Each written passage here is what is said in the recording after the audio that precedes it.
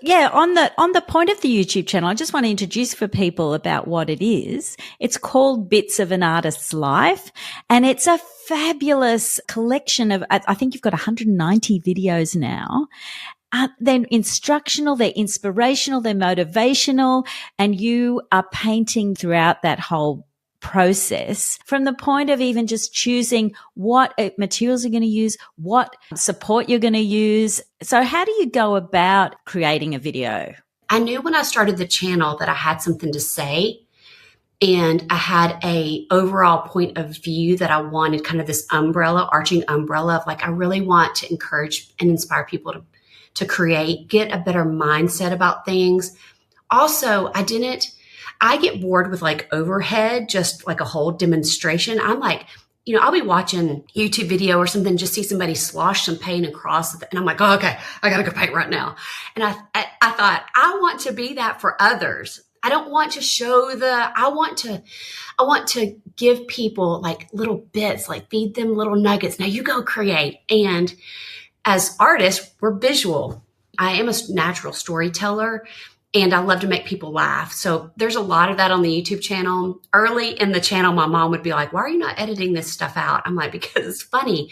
My husband and I love to laugh. So, I'll be filming, and there's Grady, my husband, walking in the background in his underwear. And I'm like, hey, or burping. One time I was like, are you having a burping contest in there? Like, hey, bud, I am filming and you are going to town in there.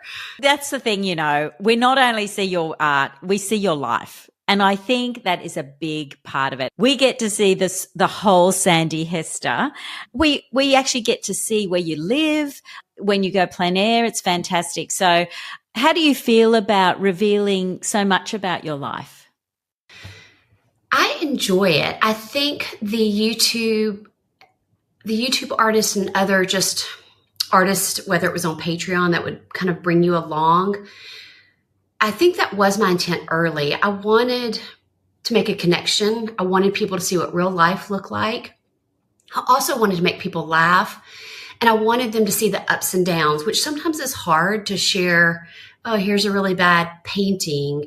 People may judge me on that, but I just am very authentic in my life, whether it's on Instagram or YouTube. And I do think that's probably why people have connected with me, and I'm willing to just kind of get over myself, not worry about the fact that I look horrendous, that I'm maybe not dressed as cute as I would like to be, that everything's not perfect, that I may have medical supplies in the background. I have a lot of health issues. And I think that authenticity is what people have connected with. There's a lot of people that have health issues too that watch my channel and are now painting again. They didn't realize like, oh, I can just make color charts, or I do share a lot of kind of all my methods. I have different levels of like, depending on where my energy level is and what my lifestyle is at the time, but I'm constantly creating. And there's something weirdly that happened when I started editing. It's very creative. As you know, there's such a different part of the brain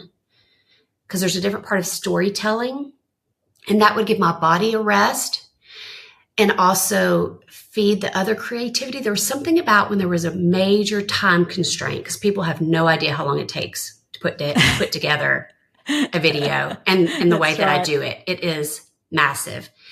And something about when the time constraint got tighter, I don't know why this is, but I became crazy prolific. So, and I've heard that from mothers. We don't have kids. We have four-legged furry kids, but I've heard that with artists before who are like, they've had kids and they're like, wow, I'm so much more prolific now. Well, that's right. And a lot of artists say that deadlines are really important to them, and they just couldn't create a body of work they do unless they had that deadline. And I totally get that as well. And limitations are good too, although that's one of the things I wanted to ask you about, because you've got so many materials that you have there. Do you ever have this problem that you're thinking, well, what will I do today? I could use almost anything that I wanted to. I think the last few years I've gone kind of crazy with supplies, just playing, experimenting, especially as I would go out in the landscape or like go someplace where I'm taking sketching materials. I really developed a process where I love taking completely different materials when I'm out doing the landscape or anywhere else and I go out and basically kind of take all these notes, and then I come back and then have to translate these different marks and materials and different transparency or opaqueness into paint. That feels very exciting for me.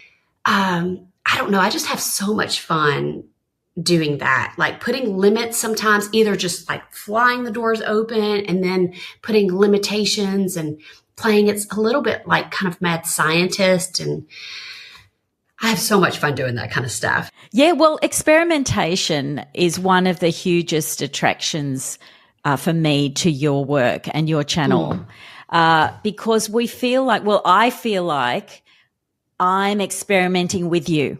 And that's part of the excitement of it, I think. Yeah, I think one of the things that, at least from what I've heard from viewers and one of the intents in it, when I first started the YouTube channel, I thought, oh, maybe I can make enough just to pay for my art supplies, which that happened quickly, and we've, gone on from there. But one of the things that income did for me was allow me to experiment. And I know from other artists that do that on Patreon or different things, like it lets me see the colors. It helps me not spend, which I don't know, some of my viewers will be like, we don't really believe this, but it does help you not spend as much when you can see somebody else, see the color, because it never looks the same, on the little swatches when you look at it online or something like that.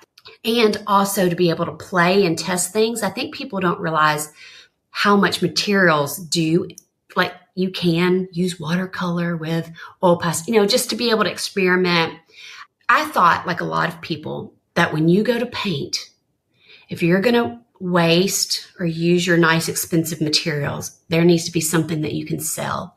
It needs to be a masterpiece, or at least as good as you can get.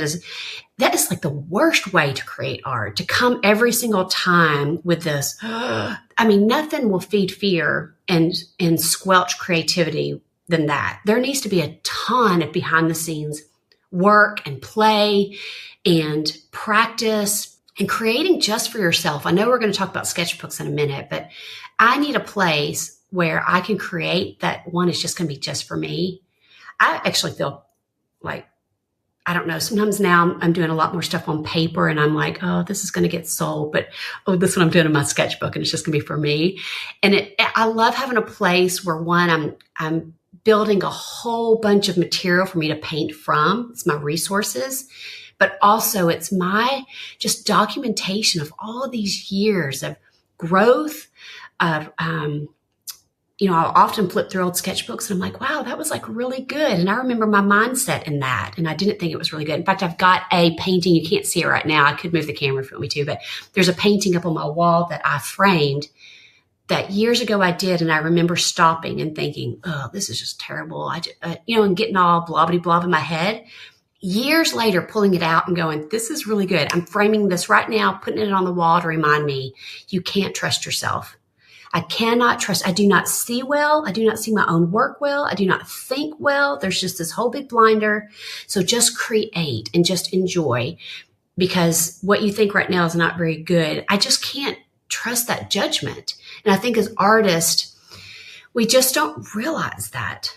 Well, that's right. And not only are you showing all the, process, the mistakes, the uncertainty, the self-doubt, and the enthusiasm and the motivation and all that sort of thing. But you also provide a huge list of everything that you've used and that you've talked about, so that people can actually, they just click on it and they can use exactly the same materials that you've been using, which I think is just fabulous. And it's a lot of work, I know.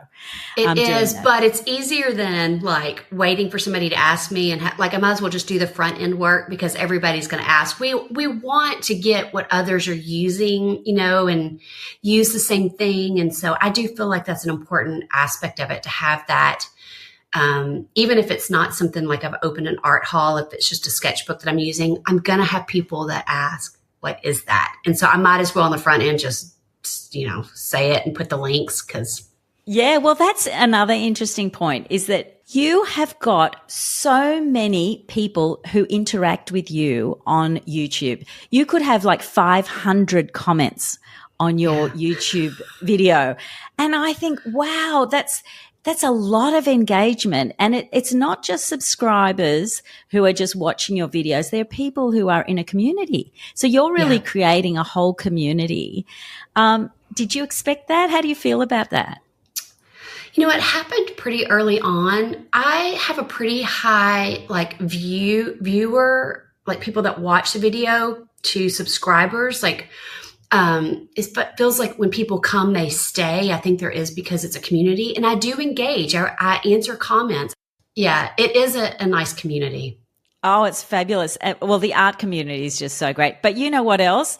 The other thing that's so interesting is that it's so international. You have got a lot of Australian followers and a lot of Australian fans, and you've been on lots of podcasts internationally. So, you know, what you're doing knows no borders. Now, that part of it did surprise me. The international, I mean, with my classes, with selling paintings, I mean, I sell as many around the world as I do here in the U.S. So that has surprised me. I do think it may go back to that authenticity. You know, people all around the world have health issues. People all around the world can relate with somebody who's like, looks like they just crawled out of the trash can. Sandi, that is not true. You're so beautiful however you show up. That's the thing. Well, thank you. Sometimes I just think, Sandi, could you just take 5 seconds to look in the mirror before you turn the camera on? Just 5 seconds. Like, that would be so helpful. But you know what, Sandi? I think something we haven't mentioned yet, and that has got a lot to do with all your success, is that you're a very good painter. And I love your paintings, and there is a freshness and an authenticity and a aliveness about your work. And you've often talked about not necessarily trying to get a likeness or, you know, a reflecting reality. Can you tell me a little bit more about your painting style and that side of it?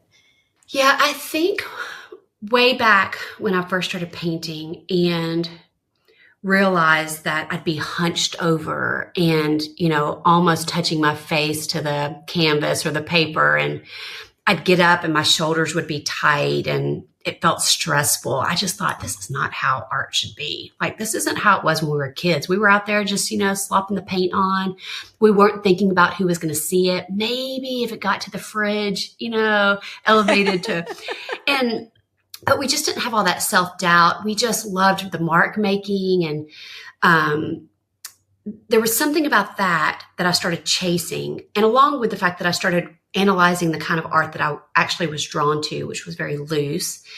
And so I just started chasing that, doing that with like either other artists that I was looking at, other artists that I was taking workshops from, growing in that in my own work, which isn't just about how paint goes down on the canvas or the brushes you use. There's so much about either the way you're standing or the mindset, the subject matter, being able to begin a place where you can use your whole body. And that takes first in the mind, because you're not all in your blubbity blub head and judging. I just want to, firstly, I have to enjoy the process, period. I don't care what comes out. Like, I've got to enjoy it. And there's just something about creativity that feeds creativity. So the more I'm enjoying it, the more I'm going to create. I really want joy to come through in my work. I want somebody to look at my work, whether they own it or if they're just looking at it, that says, man, that lady is having fun. Like, I wish I could do that. I want the brush strokes to look fun. I want the colors to seem joyful. I'm a very joyful person. And I want those things no matter what subject matter I'm doing. Now, I will tell you my end goal. I don't think I've ever talked about this on any interview before. I feel like I'm just starting to crest where I want to be. Like, an end goal for me is I want to be able to paint more from imagination. There's often a story that I want to get through or symbolism. And my skills with either figure or still life or landscape, or just getting to that place where I can kind of do more storytelling with some of my work. It's interesting that I say that, though, because there is something in me that as an artist, I love observing. I feel like as artists, we just see so well. I mean, we see things and colors and reflections and things that people just see, big green swatches out there where you see all, you know, all kinds of stuff. I'm always like looking at something and Grady's like, what are you looking at? I'm like, oh, look at how and he's like, I don't see it, So I love observing. I love going out in nature, observing and kind of like pushing the boundaries of what I'm seeing, turning up the color notes, playing with edges and things like that. But then coming into the studio and taking those sketches and then observing those. So then I'm getting in a looser mindset because now I've got even less detail and now I have to interpret what I've done here. Usually I'll have I'm going back to the same places a lot of times. So I'll have a lot of references out and then plucking here and plucking here. Just like when I do at the landscape, like I don't feel like I have to paint what's right in front of me. I'm looking behind me and looking over here, or adding, a bird flies by and then I'm adding that bird in and I'm building a painting. I don't feel like I'm a slave to what's in front of me. I'm using my compositional skills and value and all that. But then when I come into the studio, because I have the freedom when I'm out there just to let paint fly and just get it all down, I don't have to worry so much about getting it all right because this isn't the final thing. I think as artists, sometimes, I don't know if everybody feels like this. I think a lot of us do. We can feel like, oh, like that's pretty good. I don't want to mess it up. I need to stop. Like you can feel that. And I've started learning, I think as I gain confidence in my skills, like, no, it's fine. And also confidence in, I do feel like this is something I share a lot in my channel, confidence in, don't be scared to mess it up. It's just paint. Yes. And if you paint something else that was great, it's going to be fine. And I've learned to trust that, if it's kind of like, I think this isn't working, to just go with it, because I've learned mistakes are the best gifts of my painting process, because one just breaks everything. It's like, well, okay, now I've messed that up. Okay, we're not done yet. Now we've got to keep, and it kind of keeps me in it. And it creates usually layers of things that wouldn't have normally been there. And so I've learned to just trust that process. Well, on that point, how do you get to the point where you think, okay, I'm going to leave it now that it's finished? A few different ways. I'm totally bored. And it's like, I've got to move on. A lot of times too, my paintings are selling before I'm fully done. Yeah, right. Because people will see them in the back of, a video, and they're like, oh, I want to buy that. And yeah, I think, so sometimes it is, I'm done. It's over. Sometimes it's like, I've got to stop. I don't think it's really about, is it done? I think it's something more about the fear of, I'm going to mess this up. I think fear is really what's there. How do you know to keep going even when you're at a place, which can happen pretty early on in the painting process, of oh, this is going well. When I start feeling that kind of talk, usually I can start seeing it in my body language. I'm not as free with my marks. There's a tightness in my body and get closer to the painting. I used to put tape on the floor where I wouldn't let myself get closer because I could tell I'm sneaking up on it. And I just would say, Sandi, this is the best way to ruin the painting. Everything's been nice and loose and you're going to town. And now you want to get paint on your nose because you're well, why?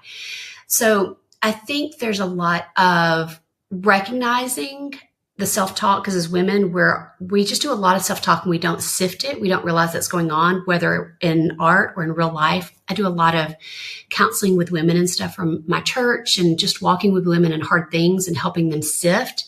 And we just don't have any sift. And I think because I was doing that in my real life, it comes over into my painting life too. And you can feel it in your body and your mindset. And so I started learning to quiet that and zip it. And that would help me kind of keep on with that momentum. That's so interesting, because I think most people would not recognize that as being, as that tightening, and unless you're really in tune with it and realizing that that's what's happening. I would never have thought of that myself. And I think another great thing is that you talk about a lot in your work is that, we shouldn't be, which is sort of related to what you're just saying, actually, where you're tightening up, is that, this quest for perfection, and that, it's going to be the best painting, and that it's going to be fantastic, and that we've got to let go of that. How do you suggest to people that they do that? Well, I think that's not just it's also the voices of like, what will galleries want? What do people on Instagram want? Or there's all those kind of voices. And I think at some point you have to decide, what is the umbrella? What is everything else going to be sifted through? Is it, I want my paintings to sell, period. Like, I don't care. Like, I have to make a living in this, or everybody has different goals in that. And for me, I knew that I wanted to enjoy this. It feels like such a gift to have this gift of creativity, and I don't want to waste it. And I just see too many of my friends get blubbity blub in their head, and I just did not want that. I think making mistakes is one of the biggest deterrents to even starting. Like, yeah. I haven't been painting very much lately, and that's mainly because I'm doing the podcast and the YouTube channel. But one of the other problems is that I put so many pressures on myself as to how good it's got to be. So I think, well, I can't start because I need, days and days to do this. So I've got to start it off really well, and I've got to find the perfect reference and source material. Oh, Maria, you're making me like, I don't want to start either. Okay. Why does that happen, and how do I get out of that? I think mainly because, one, the majority of the time that we're coming to paint, it is in that scenario, which I think is the worst thing ever. There's so much about keeping, I always use this phrase, keeping our tools sharp. It's not just about the paint to the canvas. So I think because I'm creating all the time, and most of it is not a finished art piece. So I'm keeping all these tools sharp, of those muscles of self-talk, of playing, of pushing the boundaries, and whether it's on sketchbook or even on canvas, that I've learned to trust the process of like, you can't know when it's too far, when you've gone too far, unless you go too far. You know what I mean? So doing that all the time and then having to fix it and learning, mistakes are one of my greatest gifts, because now I'm leaving little bits of paint here and mark making here, and I'm building up a surface. Like, there's so many things. So I've learned to trust the process because I'm doing all this work behind the scenes, constantly in my sketchbook. So I'm keeping skills sharp, like the mental stuff of not being fearful, of telling myself to zip it, telling all the other things that are coming outside, zip, zip, zip. I know my materials so well because I'm always playing. I'm always experimenting. I know my colors, just like a piano key. If I get into a new medium, the first thing I'm doing is color charts, color mixing. I just play. Like, just sometimes you just need no expectation. This is not going to be anything. I just want to learn my colors. And people that are like, I don't like color charts, I'm like, who are you? What is wrong with you? But see, what happens is what usually people are coming with that.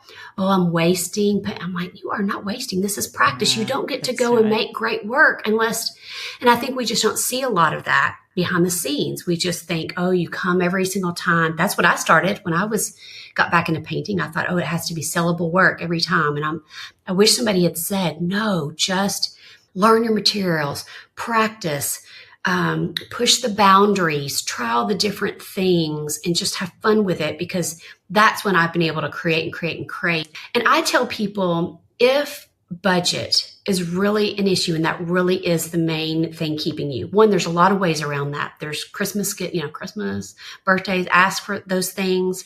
There's ways to even make money without selling work. You're making money if you're making people gifts, making them cards. You're saving money, by not buying cards or Christmas gifts. But sometimes our fear can even get in the way of making something for somebody, because what will somebody say? Well, just get over yourself. I'm constantly telling myself, would you just get over yourself? Nobody even cares. You're the only one who cares, Sandy. Nobody else cares. And that's how it is. You know what I mean? We're so self-focused. Oh, it's like our worst enemy.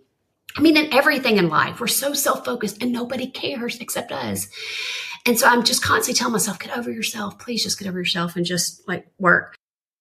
One of my very first classes that I have out there this is not my YouTube channel, but this is my online classes that I have for sale, is about my acrylics, because It's about all my mediums. It's like, do I varnish? Do I not? Everybody wants to know all the things. And I knew I couldn't tell all of that in every single online class that I did. So I just tell everything. Can you use acrylic inks, like all the different versions of acrylics that's out there, thick, thin, what mediums, how to store them. I'm a big believer.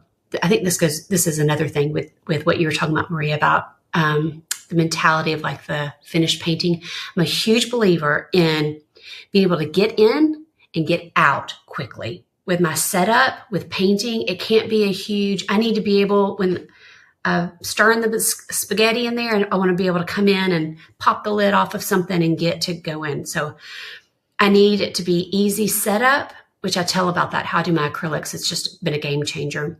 Easy cleanup, whether in any of my materials. And I have different levels of materials. So whether it's like just colored pencils and maybe markers, if I'm recovering from surgery on the couch for 3 months. I love even like, I know surgery's coming or something, and I think, okay, let me get everything ready. What are the subject matters? What are the materials I could be using? Like thinking about it. I think a lot of times we don't even think about how much fun it is just thinking about it. Like I think about how do I get into painting pretty quickly the next day? It starts for me the night before. I love falling asleep thinking about, I will often come in here, turn the lights on, either look at something I did that day, or if I know I've got something that I'm working on. I love coming in, looking at it, or especially if I have new materials like to try. It's very, very hard to like not try them that day. I'm like, no, you're going to be so glad that you're going to come in the morning and have all these new materials to try. Just have some self-control, Sandi. Go to bed, think about it, get excited about what paper you're going to use, blah, blah. But there's a lot of just thinking that I do about for the next day. That's how my prep starts, is getting excited about, and I've learned to like leave myself, like not finish it sometimes, to be like, you're going to be really glad that you didn't like wrap this up today. Just leave yourself a little nugget, and I'll think about it as I'm going to bed, or think about maybe a different mixture that maybe I want to see what raw sienna does to all my colors. And there's constant thinking like that. And what about with your subject matter? Do you think about your subject matter as far as in terms of bodies of work, or would you just think one painting at a time? That has kind of evolved. Since I have found that I love to kind of go out and take notes. So over the last several years, I've been going to all these local places since I've gotten like obsessed with landscape painting. Not just landscape painting, but like going out, the whole experience. It's so daunting at first. It's extremely exhausting at first, because you feel like I just spent 2 hours packing, and then all I did was get so nervous because everybody was around. There's just this whole mental, but if you can get past that, like if you can just make yourself like pretty quickly get back out, yeah, it's so addicting. There's just this like high, and there's just this adrenaline. I love the process of like packing the supplies, thinking about where I'm going, what I feel like I have the capacity for that day. So because I get bored very easy, this is a positive and negative. I do basically every subject matter that there is. Just like I use like every medium. I know how to use every single medium. What happens is, if that's the kind of person you are, if you have a bunch of things that you're having to grow in at the same time, you don't grow in your skills as quick. If you know, I'm just a watercolorist and I'm a figure painter, you're probably going to grow in your skills a lot. But there's some of us that I just can't do that. I get bored too easy. So there's a long path of that, and I'm fine with that. Like that's something I've decided that's kind of up there with that umbrella. I'm fine with that. I'm going to enjoy the process of it. But what that's allowed me to do, all the different mediums and all the different subjects, it really, it just fills so many gaps there. It does things like when my energy level is low, or I'm sick, or I don't have as much time, I have materials and subject matter I can get straight into. I talk about this sometimes on my YouTube channel too, about like how to work when you're, not well or low energy. The subject matter, so like figures, I am able to have confidence now, like when I'm out in landscape and want to plot figures in. If I'm doing a still life but want to add something out the window, there's landscape. So it plays into a lot of that. Well, let's talk a bit about your sketchbooks because we have talked about them a bit already. They are divine. And I think having the introduction of text in there in some of those works, and some of them are really more drawings, some are paintings. You really don't limit yourself in your sketchbooks. Can you tell me a bit about the importance of that aspect of your practice? I've always done sketchbooks, but they have become such an important part of my practice. I am always stunned whether it's kind of beginner, intermediate, or very advanced artists when they don't do sketchbooks. I kind of am like, what? Like, let me give you the spill. Like, let me just tell you what you're missing. Yeah. I think it is so important as artists for us to have a place to just work where nobody has to see it. They can see it. I mean, we've got wonderful platforms these days where people love seeing the sketchbooks and things like that. But I need a safe place to just work and to practice. I do think I'm a little bit opposite of people where when I do some of my best work in my sketchbook, I'm like, whew, yes. I think because I work so much for my own work, I know that's not everybody's practice. So whether you do that practice or not, I wish somebody had told me early on, paint the thing, whatever your subject is, right? Whether it's the still life, paint it and then paint it again. And then paint it, not trying to make the exact work, but you know how you can get to a place in a painting where that, oh no, I'm messing it up. Well, one of the ways that I've battled that is to go, I can do it again. Just pick a choice. You know, if you're like, I don't know if I should do the background this, or if I should just do it, just pick one of them and then do it again and do it again. And don't try to replicate it. You know how you'll have 5 or 6 things or 30 things in a painting that you're not sure about. And the fear can stop you from playing. Well, just do it again and do it. And I've learned that used to be hard for me early on because I get bored easy. But because I'm changing it different each time, a little bit different, it's really given me freedom. And then I also the other thing I'm saying to myself is, it's just paper. It's just canvas, or if it's just paint. It's you're not doing like brain surgery. No. Yet I'll have somebody was going to do. I've got this video that I've heard like people who have been to like the best art schools that are like, I've never had somebody teach me how to do like measurements and stuff of the face like you have. Like that was the best lesson. I had a friend that was texting me. She goes, I'm about to do your lesson. I'm scared to death. And I was like, oh my gosh. I said, please, if you're about to go into brain surgery, be scared to death. But you're just sketching. Give me a break. It's just paper and some like oil pastel or something. Could we please get over ourselves? This is what happens. We bring our whole identity to every single piece. We bring this big weight of like, if somebody sees this, it says everything about me. No, it does not. It does not. Silence that voice. My whole identity is not wrapped up in any one painting or even all the paintings as a whole. My identity is wrapped up in so many other bigger things. This is just an aspect of who I am, but we're so like grossly entangled with it because we are creators, and what people say about it and the way they respond to it matters. But that if that's the only thing that we're seeing and we can't mix that with the fact that art is different for everybody and the way people expect, then it gets really unhealthy. So with your sketchbooks, you don't ever feel, oh, this sketchbook's too good to use or anything like that. The paper's too beautiful, or it was an expensive sketchbook, so I don't really want to use it, only for good paintings. Yeah, I think that's where it goes back to that small memory. I mean, like recently I repurchased them. I think the price did go up, but my big Moleskine sketchbooks, and I was like, holy moly, I cannot believe I've spent that much money on those. So it's kind of that level thing again. I have just the really inexpensive. It just doesn't matter. I still like the paper. I do think it takes time. You need to find the things that you like. All sketchbooks are not equal.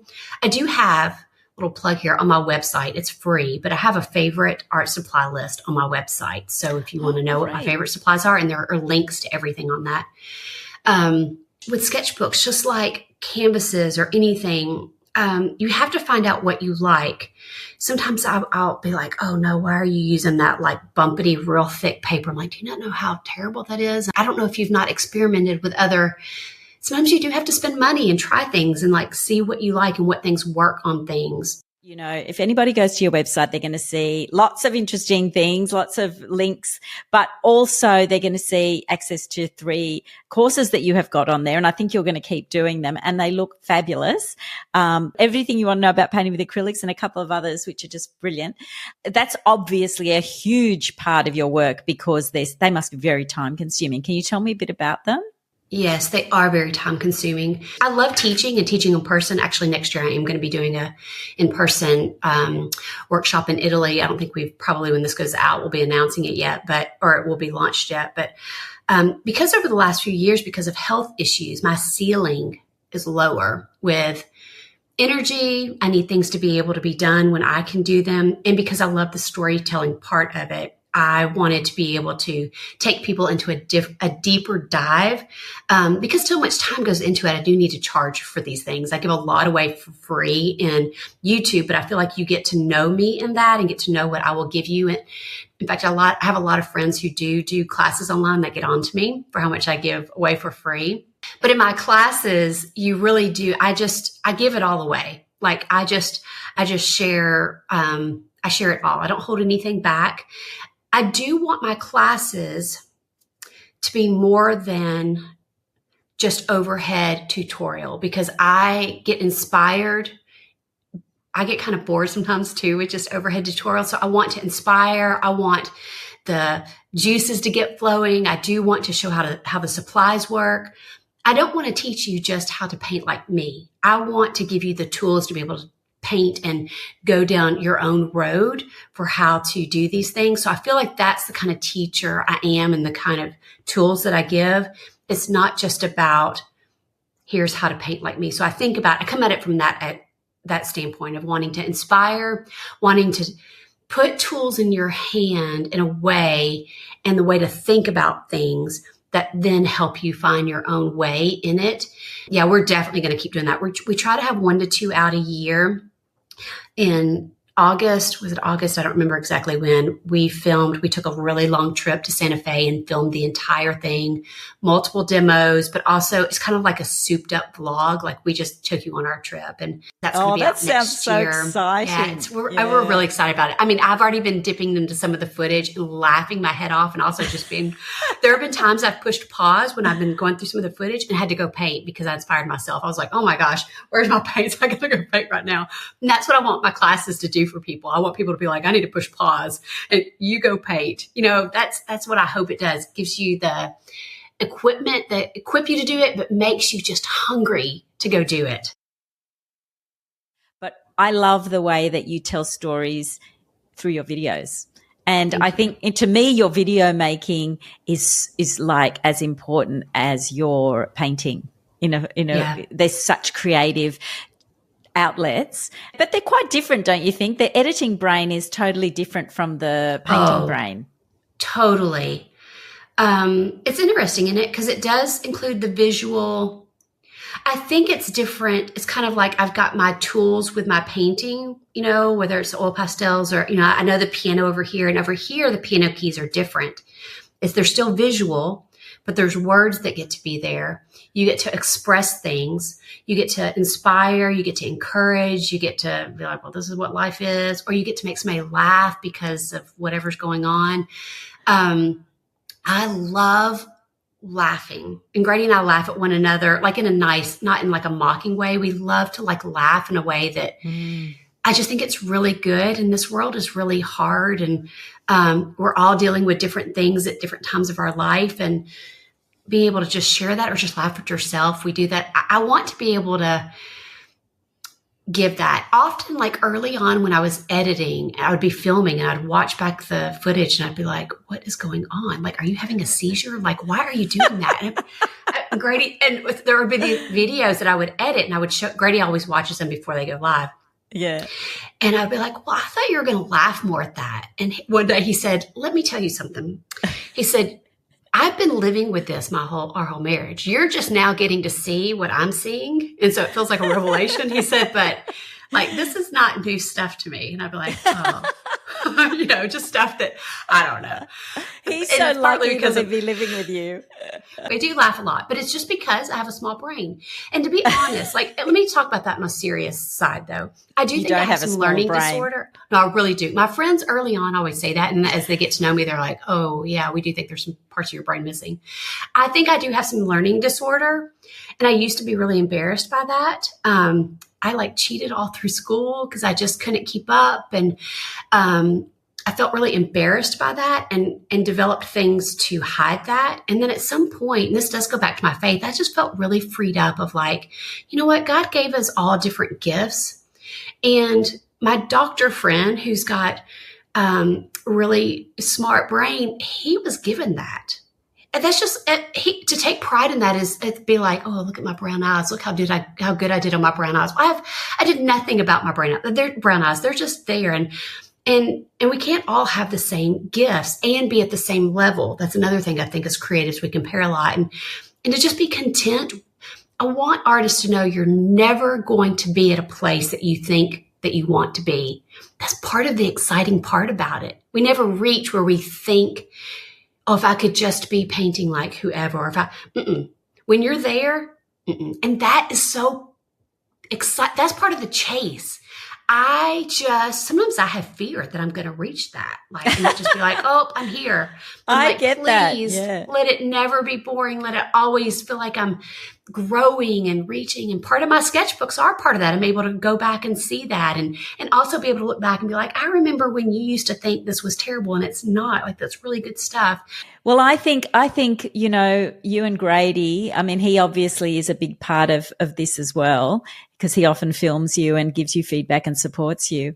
You've created something for the world that is so wonderful. And that, even if I'm feeling like a bit flat or down, I know if I go and watch one of Sandi's videos, it's going to uplift me and make me motivated. It's just wonderful. That means so much. It really means a lot to me. And the other day when we talked, I just felt emotional about it. I felt so encouraged after we had like our video call. I respect you so much. You interview like the top artist in the world. And I thank you for sharing that because it means a lot and it fuels me to keep going.